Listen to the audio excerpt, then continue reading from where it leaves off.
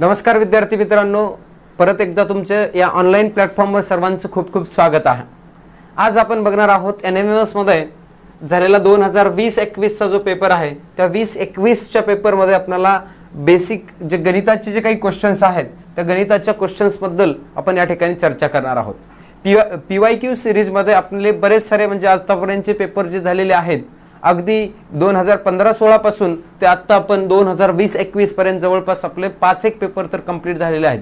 म्हणजे 5 वर्ष पाठीमागचे आपले PYQ जे आहेत कंप्लीटली आपण कंप्लीट केलेले आहेत आणि त्या महत्त्वाचं म्हणजे अगदी बेसिक पासून किंवा अगदी अंडरस्टँड होईल या प्रकारचा भाग आपण बघितलेला आहे। इन डिटेल आपण सगळ्या गोष्टी बघण्याचा प्रयत्न या ठिकाणी केलेला आहे आणि अगदी त्याच पद्धतीने आज आपण बघणार आहोत 2020-21 च्या पेपर मध्ये काय किंवा कशा प्रकारचे प्रश्न होतात। पहिला प्रश्न आहे याच्यामध्ये चौरसाची परिमिती 48 सेंटीमीटर आहे, तर त्या चौरसाच्या कर्णाची लांबी किती असं आपल्याला म्हटलेलं आहे। Perimeter of a square is 48 centimetre, so length of the diagonal will be असं म्हटलेलं आहे। तर आपल्याला म्हणजे परत हा क्वेश्चन तुम्हाला लक्षात येत असेल, आता बऱ्याच जणांना ज्या विद्यार्थ्यांनी जे PYQ ची सिरीज जी आहे ती कंप्लीटली बघितलेली आहे त्यांना निश्चितपणाने लक्षात आलेलं असेल की हा जो क्वेश्चन आहे नेमका कोणत्या पोर्शनवरून आलेला आहे आणि या क्वेश्चन येण्यामागचं कारण पण लक्षात आलेलं असेल की एव्हरी इयर मध्ये तुम्हाला या प्रकारचा क्वेश्चन तुम्हाला 100% पाहायला मिळतोय। म्हणजेच या प्रकारचा हा स्क्वेअर आहे, बरोबर आहे, चौरस आहे आणि या चौरसामध्ये तुम्हाला त्याची परिमिती दिली आहे। परिमिती म्हणजेच काय, सम ऑफ ऑल साइड्स, सर्व बाजूंची बेरीज जी आहे या सगळ्या बाजूंची बेरीज 48 आहे, बरोबर, 48 सेंटीमीटर। याला 4 ने डिवाइड केला तर एका साइडची लेंथ येणार आहे, कारण इक्वल लेंथ असणार आहे ऑल साइडची, त्याच्यामुळे आपल्याला 4 ने डिवाइड करावं लागेल। 4 ने डिवाइड केला तर 4 + 4 4 2 8, म्हणजेच तुम्हाला लक्षात येतं एका साइडची लेंथ जी असणार आहे 12 सेंटीमीटर असणार आहे। ही आलेली आहे साइड ऑफ स्क्वेअर। आता जर साइड माहिती असेल तर तुम्ही डायगोनल काढू शकता, कारण आपण फॉर्म्युला शिकलेला आहे। Side of square is equal to formula आपला 1/√2 इंटू काय असणार आहे डायगोनल। याच्यामध्ये ठेवा व्हॅल्यू आणि याच्यामध्ये व्हॅल्यू ठेवत असताना स्क्वेअरची साइड आपल्याला माहिती आहे किती आहे, 12 सेंटीमीटर। देन नेक्स्ट 1/√2 इंटू डायगोनलला ॲज इट इज डायगोनल म्हणू शकता तुम्ही आणि हा अंडर मध्ये 2 असलेला इकडे काय येणार आहे तुमचा मल्टिप्लिकेशन मध्ये, म्हणजेच हे काय होईल तुमचा डायगोनल इज इक्वल टू कर्ण बरोबर डायगोनल इज इक्वल टू 12/√2 असणार आहे आणि या ठिकाणी आपल्याला भेटेल आन्सर ऑप्शन नंबर 4 मध्ये 12/√2 सेंटीमीटर दिलेला आहे। ही असेल तुमच्या डायगोनलची लेंथ। देन नेक्स्ट असेल पुढच्या क्वेश्चन कडे आपण जाऊया। सेकंड नंबरचा क्वेश्चन आहे, याच्यामध्ये सांगितलेलं आहे तुम्हाला, हा तुम्हाला क्वेश्चन जातो तुमचा चॅप्टर जो आहे अल्जेब्रिक एक्सप्रेशन्स किंवा तुम्ही म्हणू शकता त्याला एक्सपान्शन फॉर्म्युले, बरोबर आहे, एक्सपान्शन फॉर्म्युले विस्तार सूत्रे या धड्यावरचा आहे। या ठिकाणी a प्लस b मायनस आहे मायनस c ब्रॅकेटचा स्क्वेअर इज इक्वल टू अशा प्रकारचा फॉर्म्युला आहे आणि या फॉर्म्युलाला आपल्याला काय करायचं, एक्सपांड करायचं आहे, विस्तार करायचा आहे। संख्या दिलेली बघा या ठिकाणी काय आहे 3a दुसऱ्या 3a अधिक 4b वजा 5c कंसाचा वर्ग असेल।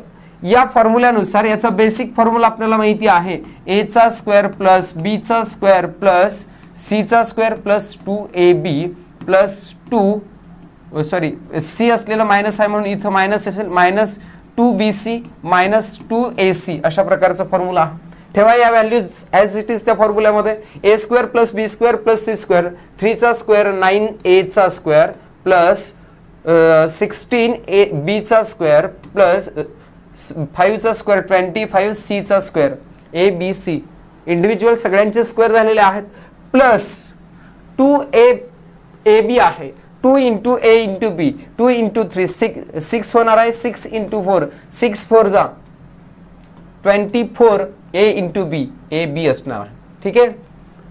आणि आता त्याच्यानंतर मायनस, आता खरं तर तुम्हाला हा फॉर्म्युला जर येत असेल तर फॉर्म्युल्यानुसारच व्हॅल्यू कळतात बघा. हे प्लस प्लस प्लस आहे, इथं प्लस आहे आणि पुढे दोन ठिकाणी मायनस असलेला ऑप्शन असलेला तुम्हाला शोधायचा आहे. तर मायनस असलेला ऑप्शन तुम्हाला आता या ठिकाणी लक्षात येतो की 24 आलेला आहे बघा. इथं 24 असलेलं 24 इथं एक आहे, बाकी दोन ऑप्शन तर आपल्या अगोदरच कॅन्सल झालेले आहेत कारण 24 इथं दोन्ही ठिकाणी आलेलं नाही. आणि मायनस असलेले दोन ऑप्शन्स या ठिकाणी दिसतात म्हणजे ऑप्शन नंबर सेकंड हे करेक्ट आन्सर असेल. तरी आपण या ठिकाणी सोडवण्याचा प्रयत्न करणार आहोत. मायनस असणार आहे 2 इंटू BC, 2 इंटू 4 किती असणार, 4 इंटू 2 किती असेल 8, 8 इंटू 5, 8 5 जा 40 BC असेल, बरोबर आहे. परत मायनस साइन असणार आहे आपलं फॉर्म्युल्यामधलं 2 इंटू AC, 2 इंटू 3 किती होतात 6, 6 5 जा 30 आणि AC असणार आहे. म्हणून ऑप्शन नंबर सेकंड हे करेक्ट आन्सर असेल. हा एक्सपान्शन फॉर्म्युलावरचा क्वेश्चन आहे. हा फॉर्म्युला जर बेसिक लक्षात येत असेल तर तुम्ही या प्रकारच्या प्रश्नाच्या उत्तरापर्यंत निश्चितपणाने पोहोचू शकाल. नेक्स्ट पुढे आहे प्रश्न, जर एका काटकोन त्रिकोणामध्ये कर्ण आणि एक बाजू हे दुसऱ्या काटकोन त्रिकोणाचा कर्ण आणि संगत बाजू याच्याशी एकरूप असतील तर ते दोन त्रिकोण कोणत्या कसोटीनुसार एकरूप आहेत. नावामध्येच आहे, कर्ण आहे आणि एक बाजू आहे. एक हायपोटेनियस सांगितलेला आहे, एक साइड सांगितलेली आहे. when hypotenuse and side of the right angle triangle is congruent to hypotenuse and corresponding side of the other triangle, then both triangles are congruent by which of the following congruency test. कुठल्या कॉन्ग्रुएन्सी taste नुसार हे काय आहेत, similar sorry congruent आहेत हे सांगायचं आहे. इथं सांगितल्याप्रमाणेच आहे म्हणजे देअरफॉर हायपोटेनियस आणि साइड आहे, देअरफॉर हायपोटेनियस साइड टेस्ट कर्णभुजा कसोटीनुसार हे दोन्ही त्रिकोण जे आहेत एकरूप असणार आहेत. एकरूप त्याच्या कसोट्या या चॅप्टरवरचा हा तुम्हाला क्वेश्चन पाहायला मिळेल. देन नेक्स्ट पुढच्या प्रश्नाकडे जाऊयात. हा आहे तुमचा परत इंडायसेस किंवा cube root, cube and cube root या चॅप्टरवरचा क्वेश्चन आहे.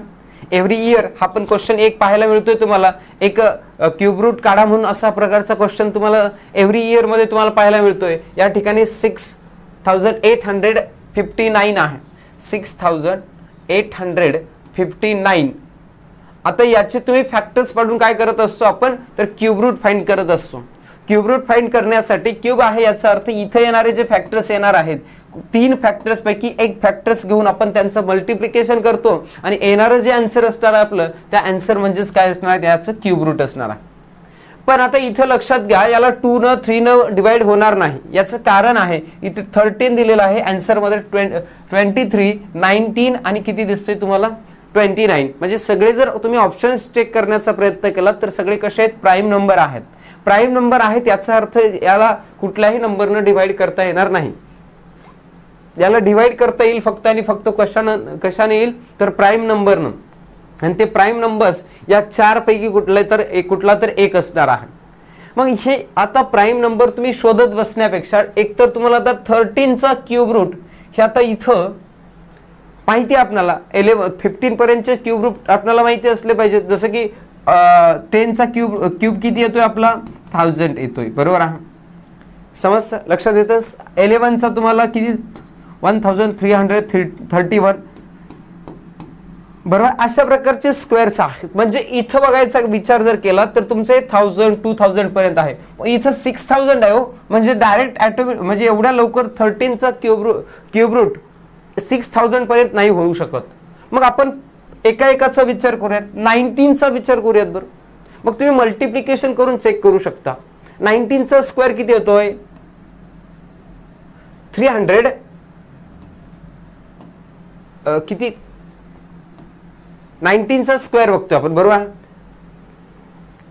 300 असणार आहे आपला किती, किंवा 19 इंटू 19 पण करू शकता किंवा याला 19 ने डिवाइड करू शकता, कोणताही ऑप्शन आहे. किंवा 19चा स्क्वेअर काढा आणि किंवा त्याचा क्यूब पण काढू शकता तुम्ही. 19चा क्यूब स्क्वेअर जर काढला आपण 361 इंटून परत 19 केलात तर तुम्ही 19 म्हणजे 19 19 ला 1 हात चाले 9 95 आणि किती होतील आता 6 19 19 38 19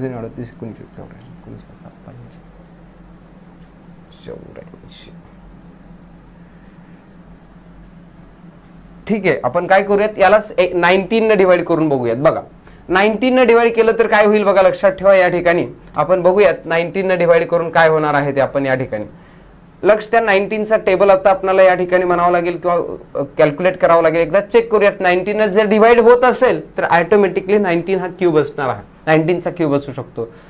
19 एक 19, 19 दुने 38, 19 चौक 19 5 95 होईल.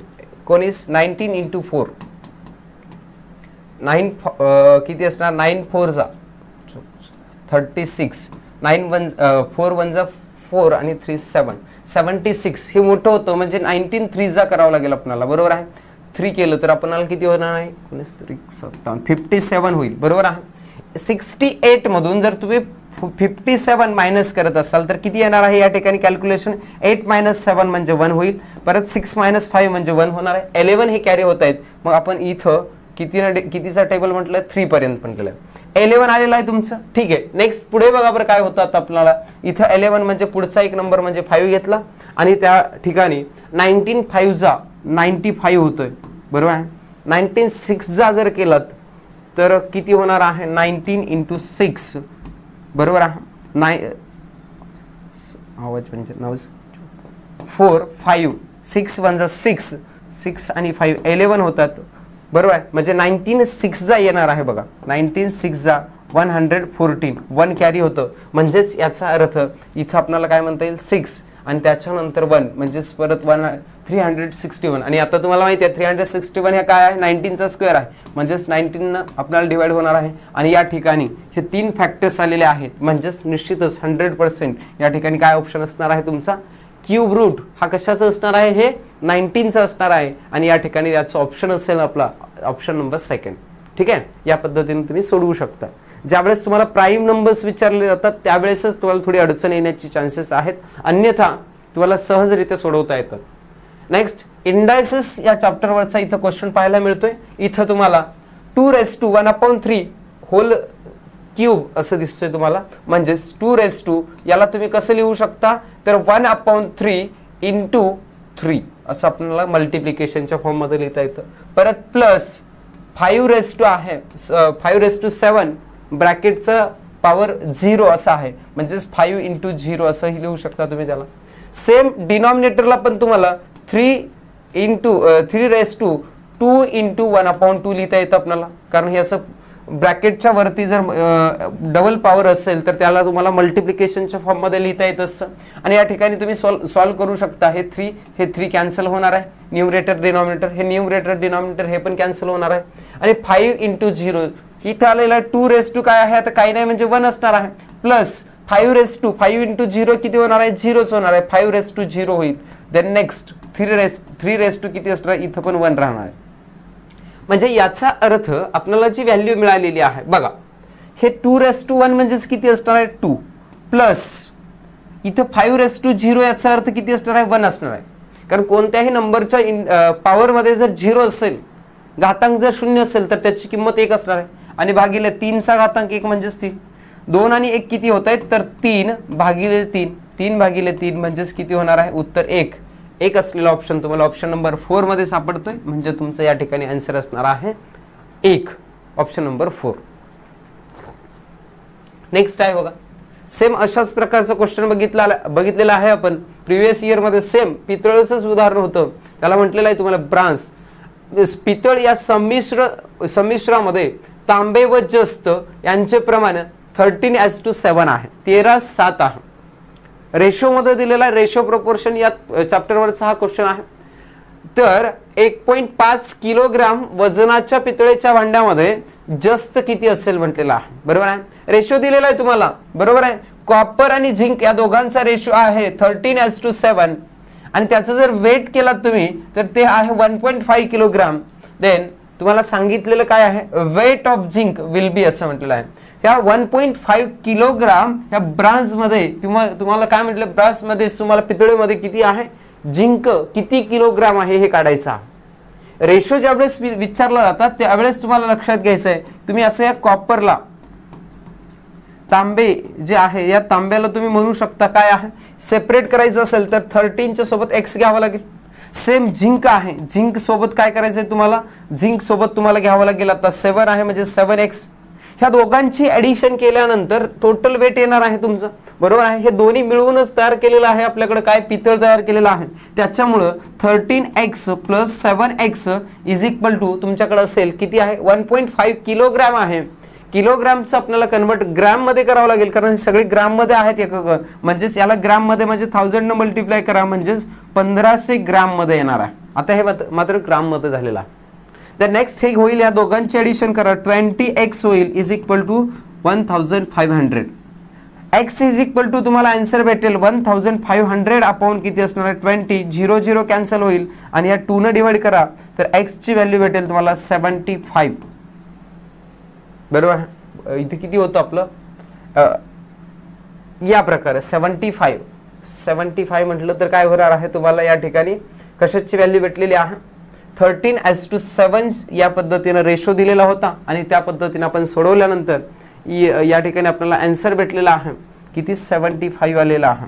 x ची व्हॅल्यू x म्हणजेच काय आहे मग या ठिकाणी x ची व्हॅल्यू तुम्ही सबस्टिट्यूट करू शकता कॉपर किंवा झिंक. तुम्हाला काढायचे काय आहे झिंकचं वेट काढायचं आहे म्हणजे 7 इंटू काय करावं लागेल 75 हे ठेवावं लागेल. त्यावेळेस तुम्हाला झिंकचं वेट जे आहे या ठिकाणी समजेल. 7 5 जा 35 3 कॅरी होत आहेत 7 7 जा 49 आणि 3 52 525 हे ग्रॅम मध्ये तुम्हाला त्याचा आन्सर येणार आहे. बघा 525 ऑप्शन नंबर 3 तुम्हाला या ठिकाणी आन्सर मिळणार आहे आणि या पद्धतीने तुम्ही सोडवू शकता. ठीक आहे. अशा प्रकारचा आपला क्वेश्चन या ठिकाणी आपण सोडवण्याचा प्रयत्न केलाय. नेक्स्ट पुढे जाऊयात. आता आपल्याला एका क्रिकेटच्या सामन्यामध्ये एका संघातील प्रत्येक खेळाडूने किती धावा काढलेल्या आहेत ह्या तुम्हाला दिलेल्या आहेत. बघा त्याने केलेले रन्स तुम्हाला सांगितलेले आहेत. बघा तर ते आहेत 21 17 x 100 57 48 47 20 35 4 and 2 या प्रकारे धावा केलेल्या आहेत आणि या धावांचा मध्य दिलेला आहे. मध्य म्हणजेच काय असतो ॲव्हरेज किंवा त्याला म्हणतोय आपण मीन. ॲव्हरेज वर पण दरवर्षी प्रश्न येतोय त्यामुळे ॲव्हरेजचा फॉर्म्युला पण माहिती आपल्याला. Average is equal to sum of all numbers upon काय असणार टोटल नंबर्स. बरोबर आहे. या प्रकारे आहे सम ऑफ ऑल नंबर्स.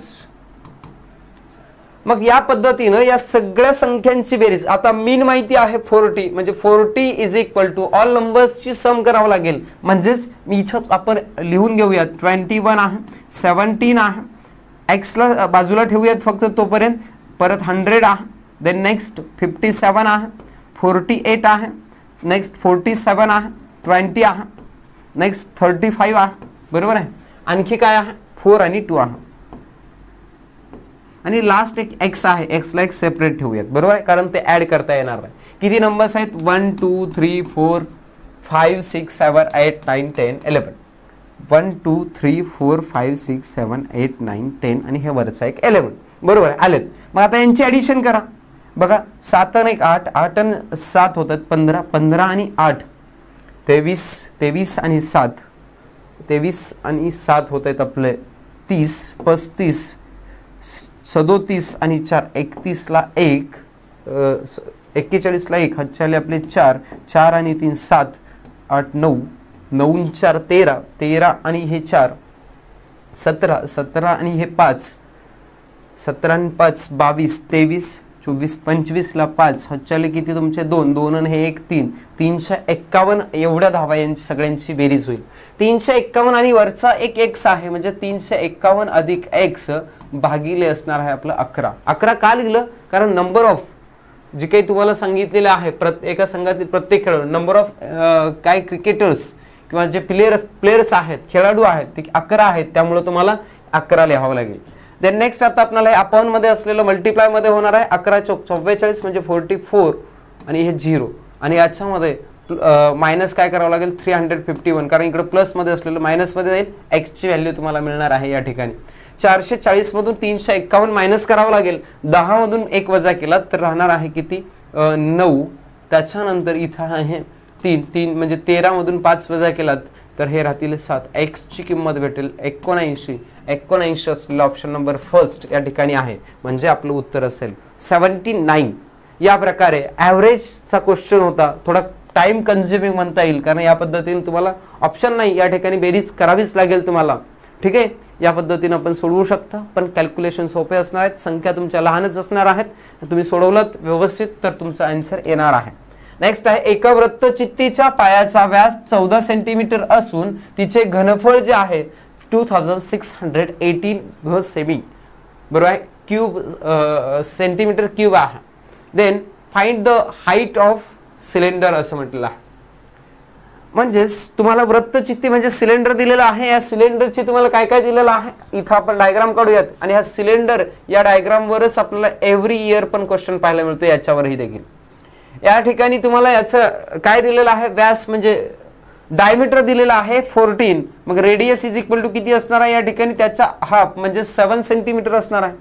आणि त्याच्यानंतर घनफळ दिलेलं आहे म्हणजेच व्हॉल्यूम तुम्हाला दिलेला आहे, व्हॉल्यूम इज इक्वल टू असणार आहे किती आहे 2618 सेंटीमीटरचा क्यूब आहे. तुम्हाला काढायचं काय आहे, या ठिकाणी हाईट काढायची आहे, बरोबर, हाईट काढायची. देअरफॉर आता आपल्याला फॉर्म्युला तर व्हॉल्यूमचाच वापरावा लागेल, घनफळ बरोबर वृत्तचित्तीचे घनफळ बरोबर सूत्र आहे आपलं पाय आर वर्ग एच. ठेवा याच्यामध्ये व्हॅल्यूज, मग घनफळ दिलेलं आहे 2618 आहे, बरोबर आहे, आणि त्याच्यामुळे आपण हे ठेवलेलं आहे व्हॅल्यू. देन नेक्स्ट पायची व्हॅल्यू आहे 22/7 इंटू आर स्क्वेअर, आर आपल्याला माहिती आहे 7 आहे, म्हणजे देअरफॉर आपल्याला 7 × 7 लिहिता येतो, स्क्वेअर असल्यामुळे आपल्याला दोनदा लिहावं लागेल. एच आपल्याला काढायचं आहे म्हणजे एच ॲज इट इज, हे इथला एक 7 इथला एक 7 कॅन्सल झाला, 2618 अपॉन मध्ये असेल, हे मल्टिप्लिकेशन मध्ये जातंय म्हणजे 22 इंटू काय असणार 7 अपॉन मध्ये येईल इंटू इज इक्वल टू किती आहे एच.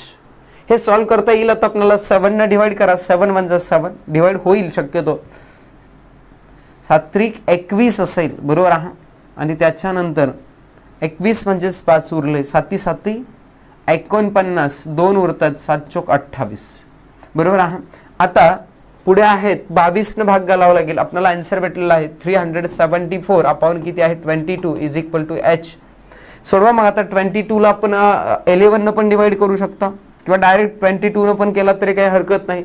22 × 22 किंवा 11 2 जा 11 2 22, 11 3 33, 11 4 होतात, 11 4 44, आणि हे 2 न डिवाइड केला तर एच इज इक्वल टू 74 च्या हाफ 17 येणार आहे, 34 च्या अर्ध येणार आहे 17, आणि इथं ऑप्शन नंबर 3 मध्ये तुम्हाला 17 सेंटीमीटर हा ऑप्शन असणार आहे. ठीक आहे, म्हणजे बेसिक हा जर फॉर्म्युला माहिती असेल तर तुम्ही फॉर्म्युल्यामध्ये व्हॅल्यू ठेवून कॅल्क्युलेशन केल्यानंतर 100% आन्सर येणार आहे. द नेक्स्ट पुढे आहे परत त्याच मेन्सुरेशन या चॅप्टरवरचा हा क्वेश्चन तुम्हाला पाहायला मिळेल. एका घनाकृतीच्या पृष्ठांची संख्या 6 असून शिरोबिंदूची संख्या 8 आहे, तर त्या घनाकृतीला किती कडा आहेत असं म्हटलेलं. कडा म्हणजे बाजूसारखाच हा प्रकार म्हणता येईल तुम्हाला. बघा आपण घन म्हणजे काय असतं एकदा इथे काढूयात, बघा लक्षात घ्या. मी या ठिकाणी तुम्हाला दाखवण्याचा प्रयत्न करतोय की घन हा अशा प्रकारचा घन असेल, बरोबर आहे. याला किती आहेत बघा, शिरोबिंदू 8 आहेत का बघा बरं. बघा मी सांगण्याचा प्रयत्न करेन तुम्हाला. या ठिकाणी हा 1 आहे, 2 आहे, 3 आहे, 4 आहे, 5 6 7 आणि 8 शिरोबिंदू झाले.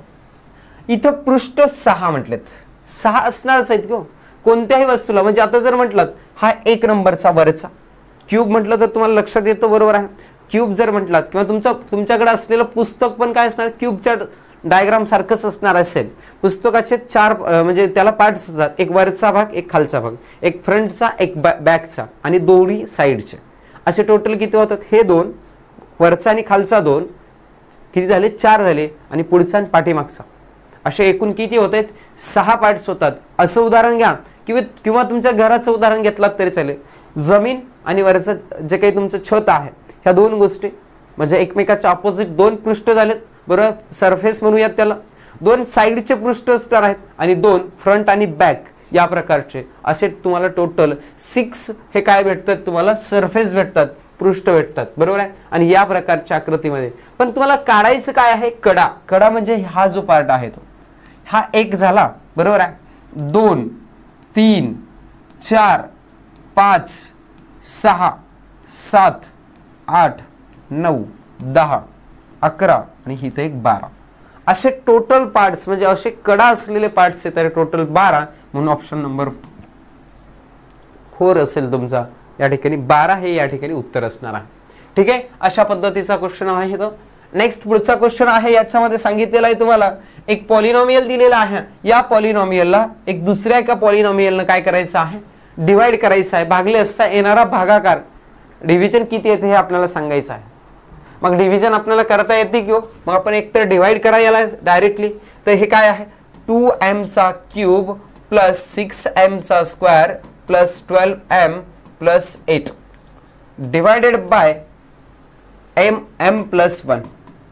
आता m च्या ठिकाणी 2m चा क्यूब आणायचा आहे, बरोबर आहे. मग 2m चा क्यूब कसं येतं बघा, इथं तर तुमचे 2-3 ऑप्शन तर अगोदरच कॅन्सल होतात.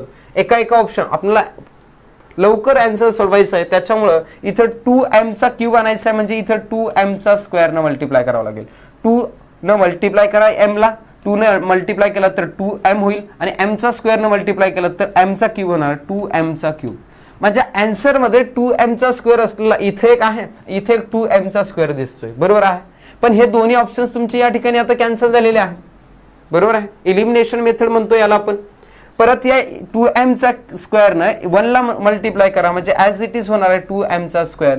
हे सॉल्व्ह करूयात, मायनस होणार आहेत. आता या ठिकाणी साइन बदलतात, हे दोन्ही प्लस मायनस असल्यामुळे कॅन्सल झालं. या दोघांची सबट्रॅक्शन होईल. 6 - 2 म्हणजे 4m चा स्क्वेअर असेल. वरची एक टर्म खाली घेतोय म्हणजे 12m आलेला आहे.